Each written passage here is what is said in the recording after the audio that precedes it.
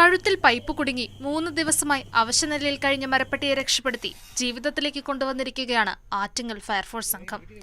Varkala Punnamoodu petrol പമ്പിന് സമീപം താമസിക്കുന്ന ആറ്റിങ്ങൽ ഗേൾസ് സ്കൂളിലെ അധ്യാപകനായ രാജേഷിന്റെ വീട്ടിലെ ടെറസിലാണ് മരപ്പട്ടിയുടെ കഴുത്തിൽ പൈപ്പ് കുടുങ്ങി അവശനിലയിൽ കിടന്നത്. കഴിഞ്ഞ ദിവസമാണ് വീട്ടുകാർ ഈ അവസ്ഥയിൽ മരപ്പട്ടിയെ കണ്ടത്. ഉടൻ തന്നെ മരപ്പട്ടിയെ പിടികൂടി ഫോറസ്റ്റ് ഡിപ്പാർട്ട്മെന്റിന്റെ നിർദ്ദേശാനുസരണം ആദ്യം വർക്കല ഫയർഫോഴ്സിലെത്തിക്കുകയും പൈപ്പ് കട്ട് ചെയ്യാൻ സാധിക്കാതെ വന്നതിനെ തുടർന്ന് പിന്നീട് ആറ്റിങ്ങൽ ഫയർഫോഴ്സിന്റെ സഹായം തേടുകയും ചെയ്തു. അരമണിക്കൂർ നീണ്ട പരിശ്രമത്തിലൊടുവിനാണ് പൈപ്പ് മുറിച്ചെടുത്തത്.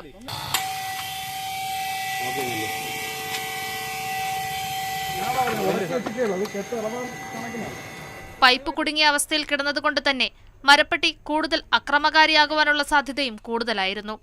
ഏറെ നേരത്തെ പരിശ്രമത്തിനൊടുവിൽ പരിക്കുകളൊന്നുമില്ലാതെ സുരക്ഷിതമായി തുറന്നുവിട്ടു.